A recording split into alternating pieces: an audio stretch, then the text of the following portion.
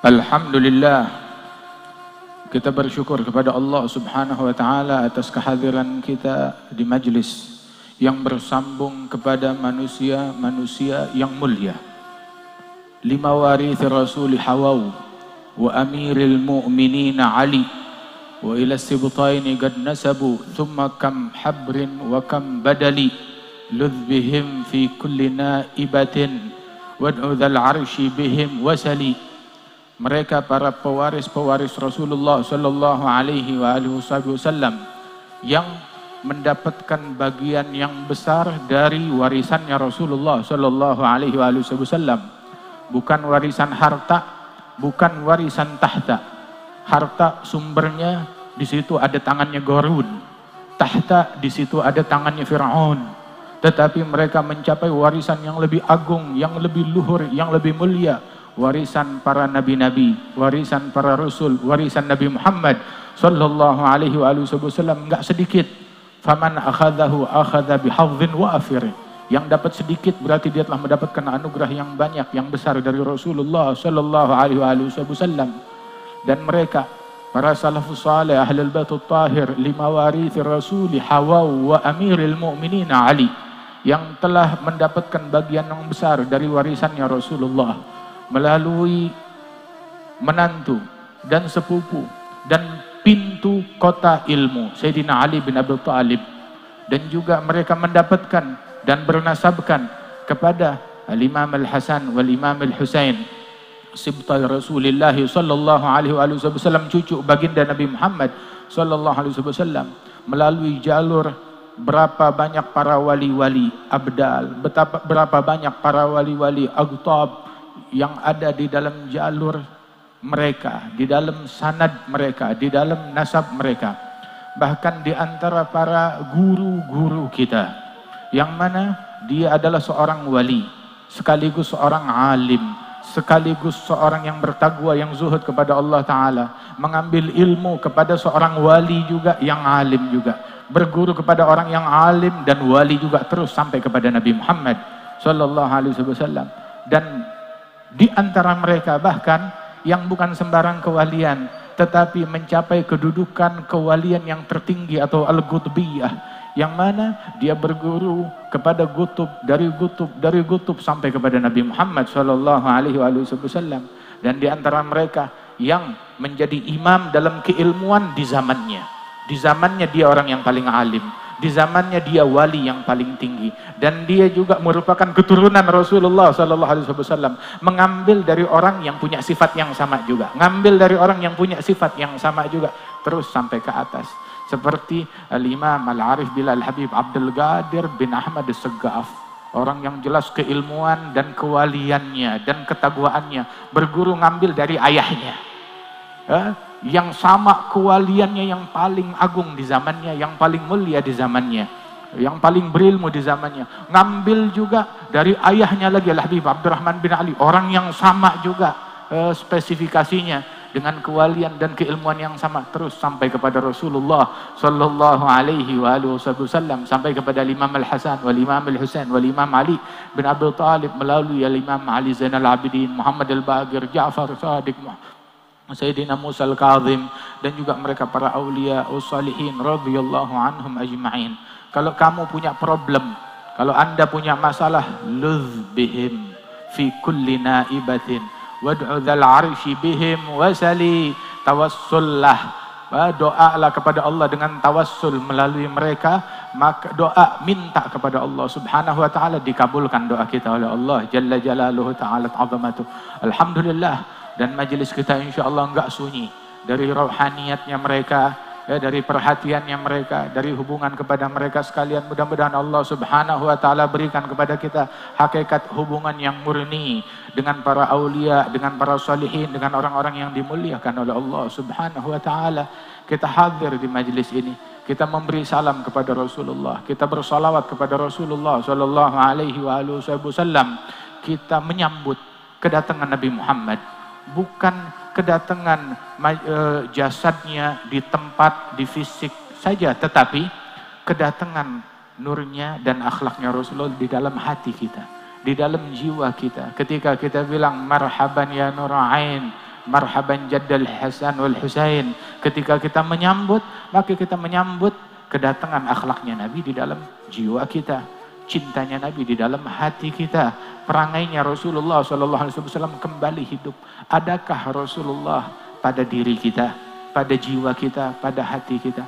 Sayyidina Anas bin Malik radhiyallahu anhu, beliau bilang, hari datangnya Rasulullah ke dalam kota Madinah, istanara minha kullu syai'.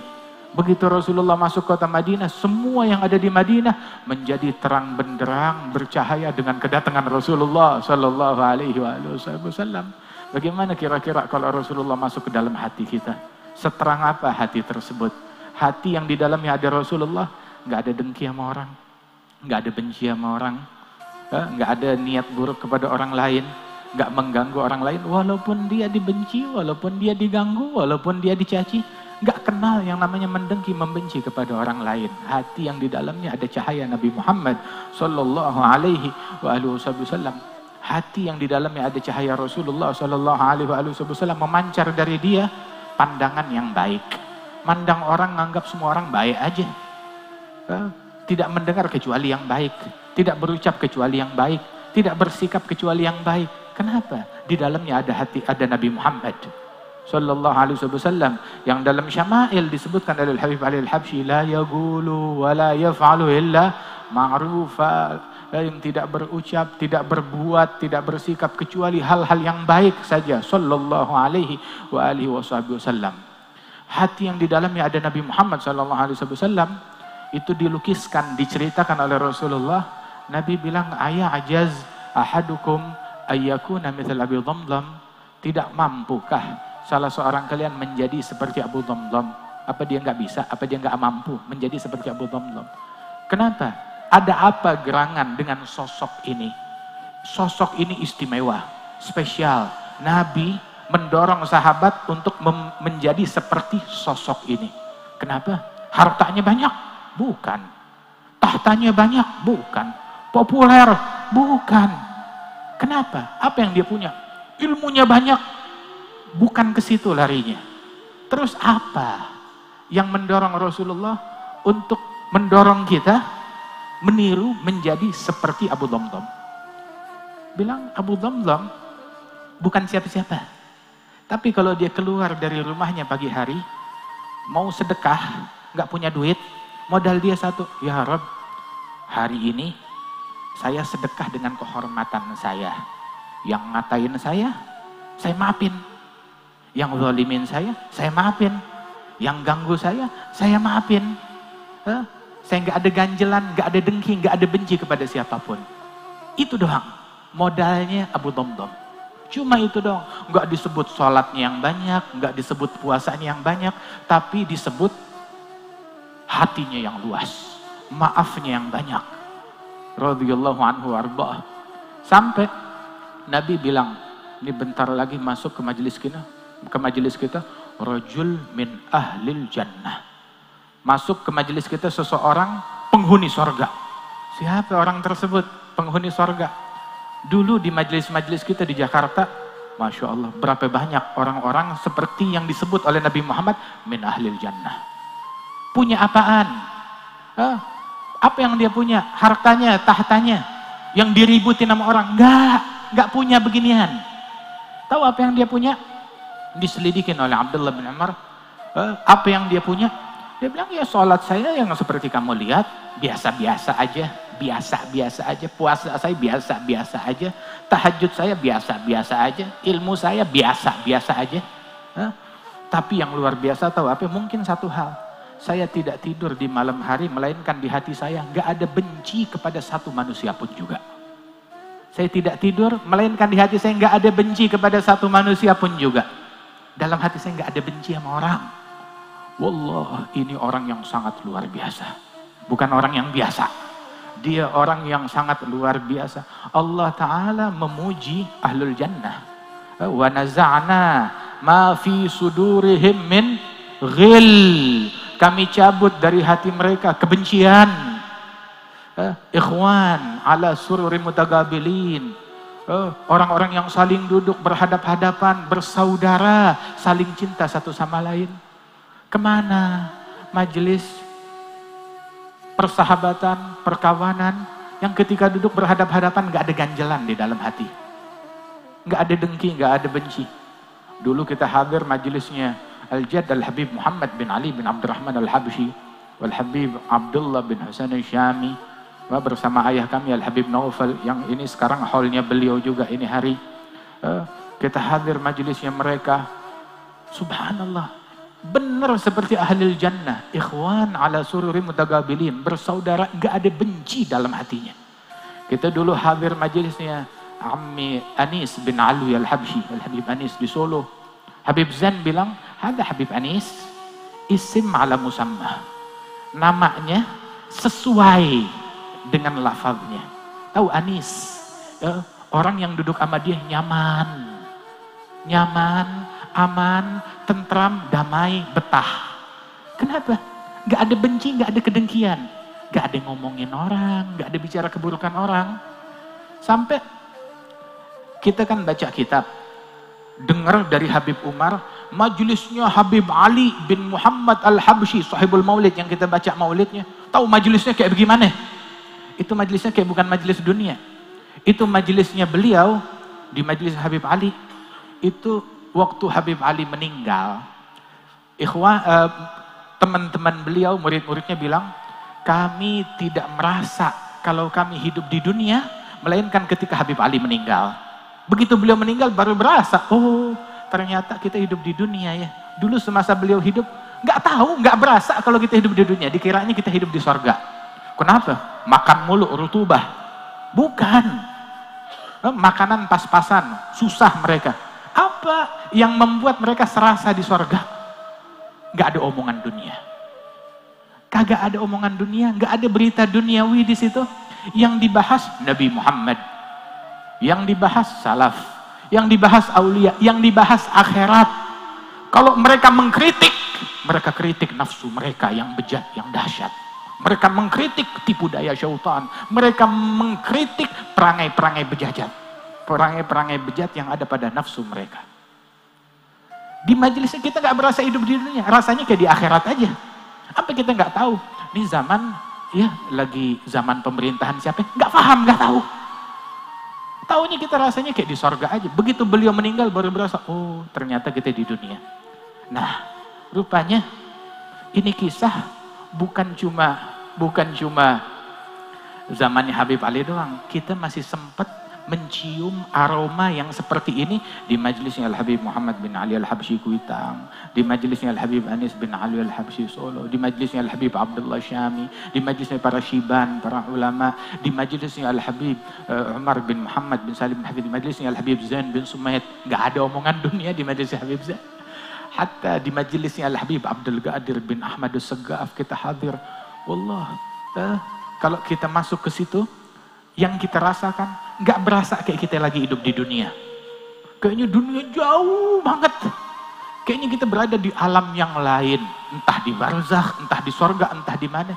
Itu waktu zaman tersebut, masa tersebut, hadir di majelis Al-Habib Abdul Qadir bin Ahmad. Masya Allah, para aulia, para salihin, ada Al-Habib Abtas Habsyi, ada Al-Habib Ahmad Masyhur, ada Habib Muhammad Al-Haddar, Al-Habib Muhammad Isyatiri, ufulan.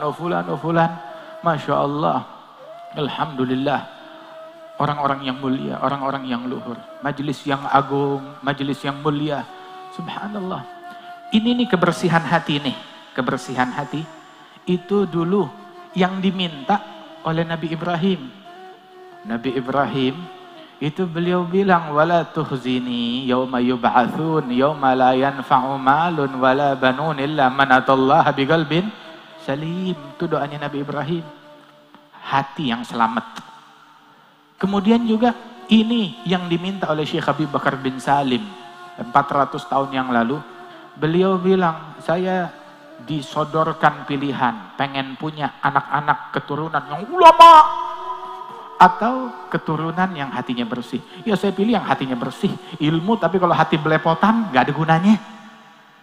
Sampai dulu tuh guru-guru kita selalu wanti-wanti pesan sama kita. Mereka bilang bahwasanya gutrah minal hawa tukhammiju au tughayyiru bihar minal ilm. Setetes hawa nafsu, merusak segentong ilmu, merusak lautan ilmu jadi busuk gara-gara setetes hawa nafsu. Ya ikhwani, apa yang menipu kita hingga kita lupa dari perjuangan kita ngebersihin hawa nafsu dari hati kita. Kita ngira diri kita udah merdeka, tapi kita masih diperbudak. Kita diperbudak oleh mata kita pengen lihat yang haram. Diperbudak oleh telinga kita pengen dengar yang haram. Diperbudak oleh mulut kita pengen ngomong yang haram. Diperbudak oleh nafsu kita pengen benci, pengen dengki. Belum, ini kita baru ngomong nih dosa yang begini. Ada lagi dosa yang orang gak pernah bertaubat. Jarang bertaubat dari dosa ini sebab gak dianggap dosa. Itu sampai sebagian awliya bilang, yuk kita taubat kepada Allah dari dosa yang mana orang tuh jarang bertaubat dari dosa ini. Dosa apa? Hubbud dunia, cinta sama dunia, terobsesi oleh duniawi. Orang jarang taubat dari hubbud dunia. Willah ada dosa, ada kegelapan di dalam hati. Waliyadzubillah min dzalik. Kita sibuk sama apaan? Dari kepentingan kita. Ini apa yang ente sibukin, yang ente hebohin, yang diramein. Katakan sama saya, apa yang bisa ngebantu kita saat-saat sakaratul maut? Waktu malakul maut menjemput rohnya kita, ditarik tuh roh keluar dari tubuh kita. Apa yang berguna? Tahta berguna, jeritan kita berguna, cemoohan kita berguna, perkawanan kita berguna. Al-Imam Al-Arif Billah, pemimpin para wali-wali, Sayyidina Junaid bin Muhammad Sayyidul Taifah, yang ilmunya bersih, nggak terkontaminasi, yang hatinya bersih, nggak terkontaminasi, yang ibadatnya bersih, tidak terkontaminasi. Sampai ditanya, ya Junaid, kita dengar, ini ulama di Baghdad ada banyak, tapi kita dengar dari engkau ilmu yang kita nggak temukan di ulama-ulama yang lain. Tapi kita tahu ini ilmu, tapi nggak ada pada ulama yang lain. Dari mana kamu dapat? Ini ilmu saya dapat hasil nongkrong khalwat di bawah tangga 20 tahun. Saya dapat dari situ. Dengan segala keilmuan, kewalian beliau, ketaguhan beliau, itu waktu meninggal dunia, ada muridnya beliau, itu sampai itu Al-Imam Junaid waktu meninggal dunia, dia bilang nanti kalau saya meninggal dunia, ini ada, kalau saya meninggalnya husnul khatimah, ada ciri-cirinya begini, ya. Ini bagikan harta saya, belikan sesuatu, berikan kepada orang-orang. Begitu biar pada ngumpul terakhir setelah saya meninggal dunia. Sebab saya khawatir, kalau saya udah nggak ada, lu nggak pada ngumpul lagi kayak begini. Artinya walaupun ngumpul, ngumpulnya udah beda. Walaupun ngumpul, ngumpulnya udah beda. Kalau dulu ngumpulnya dengan minuman yang suci, yang murni, yang bergizi. Sekarang berubah ngumpulnya dalam kumpulan air comberan. Naudzubillah min dzalik. Bilang kalau saya udah meninggal dunia belum tentu kamu bisa ngumpul dapetin kumpulan seperti kayak saya lagi begini, kata beliau. Itu setelah beliau meninggal dunia, ada salah seorang muridnya memimpikan beliau, ya Imam, bagaimana keadaanmu di sana? Maka beliau bilang untuk ngasih tahu kepada kita apa yang penting, apa yang tidak penting. Beliau bilang, zahabat tilkal isyarat wa faniyat tilkal ibarat wa ma nafa'ani ghairu rukai'at raka'naha fi jawfil lail. Omongan saya, orasi saya, pidato saya, ceramah saya habis, semuanya sia-sia, hilang, dan tidak ada yang ngasih manfaat buat saya kecuali rokaat-rokaat kecil yang dulu saya rukukkan, saya sujudkan di tengah malam saat nggak ada orang yang melihat saya. Itu doang yang manfaat, yang lain kagak. Ami Abdul Qadir bin Muhammad bin Ahmad Al-Haddad Al-Hawi bilang, Junaid emang ngomongnya apa sih? Emang dia ngomong apaan? Ngomongnya ilmu, ngomongnya ma'rifah. Satu kalimat dari Junaid mengangkat seorang murid ke derajat yang paling tinggi di sisi Allah Subhanahu wa taala. Tapi dia bilang celoteh saya habis. Nggak ada gunanya kecuali rakaat yang saya rukukan di tengah malam. Radhiyallahu anhu wa ardhah. Ya ayuhal insan, ma gharraka bi rabbikal karim.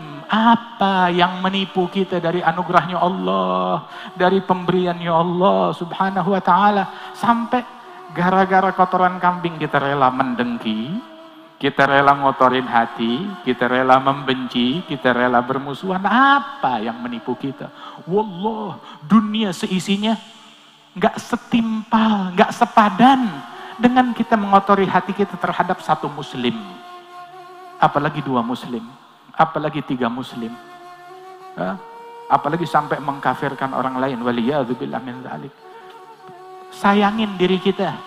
Kalau kita nggak bisa sayang sama orang lain, sayangin diri kita, jangan dikotorin, jangan dinodai, jangan kita rela masuk ke dalam api neraka. Gu anfusakum wa ahlikum naro, selamatkan diri kita dari api neraka. Rasulullah SAW datang ke Madinah Al-Munawwarah. Begitu nyampe di Madinah Al-Munawwarah, sampai di Madinah, tahu apa pertama yang langsung Rasul lakukan? Yang beliau lakukan, dia bilang, ayuhan nas afsus salam, udah sebarkan kedamaian. Kalau kita punya rencana nyebarin sesuatu, punya rencana menyebarkan sesuatu, sebarkan salam dah. Sebarkan salam, sebarkan damai, sebarkan kesucian, jangan sebarkan dengki, jangan sebarkan kebencian. Terus Nabi pesan sama kita, in istata'ata an tanam wa laysa fi qalbik ghisyun ala ahadin minal muslimin faf'al. Kalau kamu bisa tidur sedangkan di dalam hatimu nggak ada kedengkian kepada satu pun orang Islam, laksanakan. Kita kalau ditanya, ente nggak demennya sama siapa? Sama fulan. Udah dia dong, ada lagi fulan juga. Terus itu doang, ada lagi fulan juga. Terus dan yang mendukung mereka, yang ini mereka, yang nggak sepaham, yang banyak banget yang dia benci. Dia bakalan masuk ke dalam kuburan membawa ini semua, membawa kedengkian ini semua. Terus kira-kira ngadep kepada Allah Ta'ala bagaimana? Belepotan apa? Al-jad al-awliya was-salihin yang kita kenal, hatinya bersih, mulutnya bersih, hidupnya mereka tentram, hidupnya mereka tenang, hidupnya mereka damai. Radhiyallahu anhum ajma'in. Hatta hidup di zaman apapun. Zaman Al-Habib Abu Bakar bin Muhammad As-Saggaf, ngerasain penjajahan Jepang, ngerasain penjajahan Belanda, tapi wallah hidupnya damai. Hidupnya damai. Tanya orang yang hadir majlisnya, rasanya kayak di sorga. Loh, bukankah lagi dijajah? Gak berasa, kita rasanya kayak di sorga. Ente kali dijajah, dia enggak. Kamu mungkin dijajah. Bukan dijajah Belanda doang, dijajah sama syaitan, dijajah oleh dunia, dijajah oleh hawa, dijajah oleh nafsu, dijajah oleh tabiat, dijajah oleh perangai yang buruk. Katanya orang kalau akhlaknya bejat, dia sendiri yang capek. Dia sendiri yang capek kalau dia akhlaknya buruk. Tapi kalau akhlaknya bagus, gak capek, tenang, mustarih, hidup tenang. Al-Habib Ahmad bin Abdullah bin Talib Al-Attas, Pekalongan, ngalamin zamannya Belanda, penjajahan Belanda, penjajahan Jepang, tapi hidupnya damai, tenang, hidupnya damai. Orang yang hadir majlisnya nggak berasa kayak lagi dunia, berasanya kayak lagi di sorga. Padahal Habib Ahmad bin Abdullah bin Talib sampai akhir hayat itu sakit, nggak bisa keluar rumah, berdiri aja nggak bisa. Radhiyallahu anhu arba. Zamannya Habib Abdullah bin Muhsin Al-Attas, zamannya penjajahan, begitu. Habib Abdullah bin Muhsin pernah masuk penjara, pernah apa? Begitu. Dia masuk penjara, ya, akibat difitnah dan lain sebagainya. Begitu, ditawarin untuk keluar, bilang enggak, masih pengen di sini. Sampai sempurna masa yang ditentukan oleh Allah Subhanahu Wa Taala. Itu sampai tuh beliau kawin, nikah di dalam penjara, kawin, pesta nikah di dalam penjara, punya anak di dalam penjara. Radhiyallahu. Artinya, saya tanya, yang di penjara dia, apa kita? Wallah, dia bukan di penjara, dia di sorga. Kita yang di penjara. Kita dibelenggu dengan nafsu kita, dengan dunia kita, dengan syahwat kita, dipenjara oleh syaitan kita. Kita dipenjara dengan pola fikir kita, dengan hubbud dunianya kita. Hadal Habib Abdullah bin Muhsin Al-Attas, hidupnya kayak di sorga. Nikmat, damai. Begitu. Nggak ada komplainnya sama orang. Tanya orang yang hadir majlisnya Al-Habib Ali bin Husain, Al-Habib Abdullah bin Muhsin tuh. Lihat di Tajul A'ras apa ucapannya Al-Habib Ali bin Husain. Nggak ada ngatain, nggak ada mencaci, nggak ada ngeganggu. Begitu, wala nyindir, wala nyinggung, wala ngatain Belanda yang memenjarakan beliau. Bersih hatinya. Bahkan tuh ada orang bikin jahat kepada beliau, sampai dirantai di awal-awal beliau di penjara. Tahu-tahu keluarganya sakit, kualat. Nggak ada obat, nggak ada dokter yang bisa ngobatin. Akhirnya bilang, jangan-jangan kamu salah tuh sama Al-Habib Abdullah. Akhirnya minta maaf. Bilang, lah, begitu, dimaafin. Ya, ini rantai nih, begitu, tempelin ke tubuh anakmu, keluargamu, berkah, insya Allah sembuh. Sembuh! Rantai penjara yang bersentuhan dengan kulit yang mulia dari hati yang bersih. Yang di dalam hatinya kagak ada apa-apa kecuali Allah Subhanahu wa ta'ala. Nggak ada apa-apa.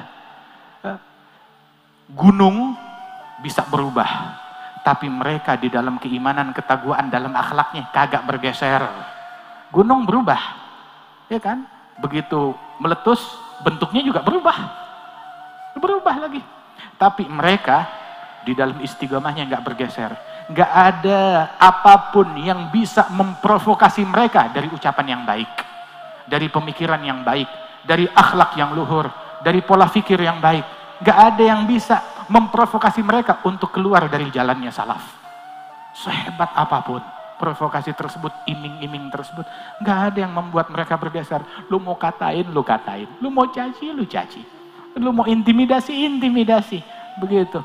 Al-Habib Ali bin Hasan Al-Attas bilang, la nubaddil bak wa mithlak ain mithlak ya gariril ain. La wa maulana Husain Az-Zain bin Umar Sultan Al-Wali. Kita nggak mau gantikan mereka dengan yang lain, kagak. Saya punya Habib Abdul Qadir bin Ahmad Segaf, mau ditukar sama yang lain, kagak. Wallah enggak, wallah tidak, wallah kita nggak mau ganti.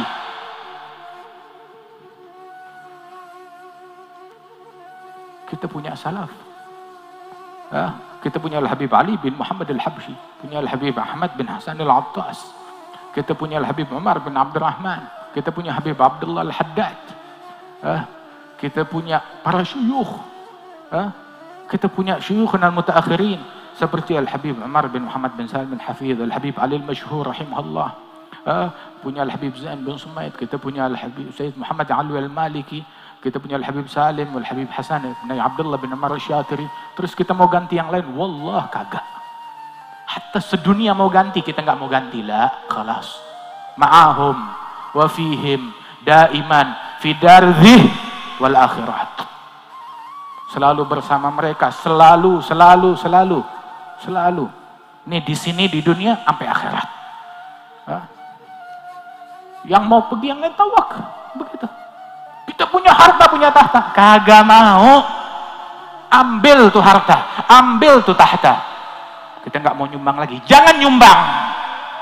Kita nggak mau, jangan bantu, nggak mau hadir, jangan hadir. Kita nggak ganti apa yang kita punya. Iya, kita dagang. Tapi kita nggak ngedagangin akhlak kita. Kita nggak ngedagangin guru kita. Kita nggak ngedagangin, nggak ngejual agama kita. Kita nggak ngedagangin torigah kita. Kita nggak ngedagangin perangai yang luhur kita jual, kita tukar sama yang buruk. Wallah, enggak.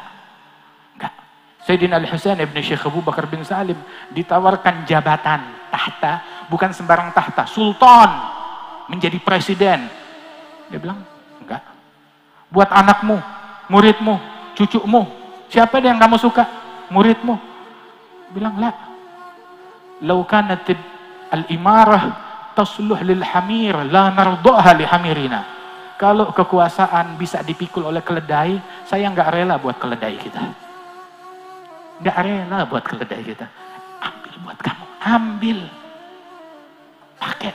Cuma kita pesan tagih sama Allah Subhanahu wa ta'ala. Yang mau tahta, sama seperti yang mau harta. Ambil dari jalan yang benar. Ambil dari jalan yang benar. Jangan begitu, kalau ente ini kasih harta buat saya, begitu, saya kasih kamu surga. Jangan. Jangan nipu. Jangan ngejual agama kita cuma buat harta, cuma buat tahta. Yang mau harta, mau tahta silahkan. Dari jalan, cara yang diizinkan oleh Allah Subhanahu wa ta'ala. Itu pun juga hati-hati. penyesalan di dalamnya. Waspada. Wa illa,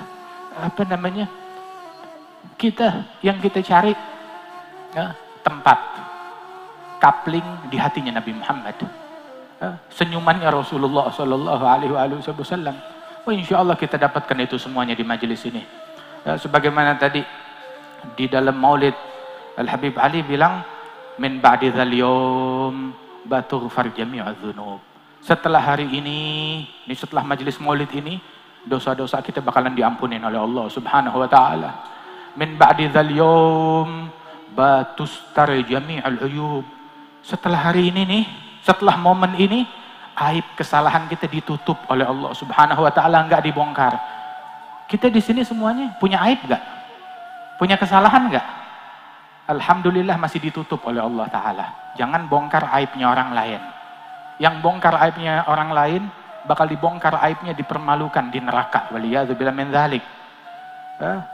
Setelah hari ini ditutup aibnya kita, diperbaiki oleh Allah Subhanahu wa taala kekurangan kita.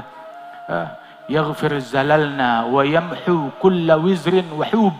Diampunin dosa-dosa kita, kesalahan kita dirubah menjadi kebaikan. Masya Allah. Waghfah taga'ma kamaha fi shimalau janub. Perkumpulan yang enggak ada bandingnya di barat ataupun di timur. Kenapa? Yahdur bihal Mustafa waluh wa ahlul ghuyub. Perkumpulan yang dihadiri oleh Nabi Muhammad dan keluarganya wa ahlul ghuyub. Dihadiri oleh Nabi Muhammad dan keluarganya wa ahlul ghuyub. Mudah-mudahan Rasulullah hadir di hati kita. Mudah-mudahan Rasulullah hadir di majelis kita. Mudah-mudahan Rasulullah hadir di mata kita. Mudah-mudahan Rasulullah hadir di anggota tubuh kita. Mudah-mudahan Rasulullah hadir di rumah kita. Mudah-mudahan Rasulullah hadir di lingkungan kita, di kampung kita. Mudah-mudahan Allah Ta'ala ampunkan dosa-dosa kita. Diangkat derajat kita, mereka yang telah meninggal dunia, guru-guru kita diangkat derajatnya oleh Allah Subhanahu wa Ta'ala. Bangkit dari majelis ini, ayo bersihin hati. Kaum wanita kita, pakein baju yang benar. Nggak bisa pakai baju di orang. Nggak bisa pakai baju. Pakein baju yang benar. Tutupin auratnya yang benar. Jaga batasan antara laki-laki dan perempuan. Tutupin auratnya yang benar. Kita pengen senyumannya Nabi Muhammad. Ayo lakukan ini semua. Begitu. Bersihkan hati kita. Jaga sholat kita yang benar. Kemudian juga jaga mulut kita dari kotoran, dari hal-hal yang tidak baik. Jaga tangan kita, jaga perangai kita, keseharian kita. Ayo jalanin sunnahnya Nabi Muhammad, adabnya Nabi Muhammad Sallallahu Alaihi Wasallam. Apa yang diributin oleh manusia, 2 rakaat di tengah malam lebih baik daripada dunia seisinya. Mudah-mudahan Allah Ta'ala ampunkan dosa-dosa kita, diperbaiki keadaan kita, dipanjangkan umur para guru-guru kita, dan Allah Ta'ala berikan rahmat, hidayat, dan bimbingannya kepada kita sekalian. Amin ya Rabbal Alamin. Allahumma ja'al jam'ana hadha jam'an marhuma, tafarruqna min ba'di tafarruqan ma'suma, la taj'al fina wala minna wala ma'ana syaqiyan wala mahruma, birahmatika ya arhamar rahimin. Wa sallallahu ala sayyidina Muhammadin wa ala alihi wasallam. Wa akhiru da'wana alhamdulillahi rabbil alamin.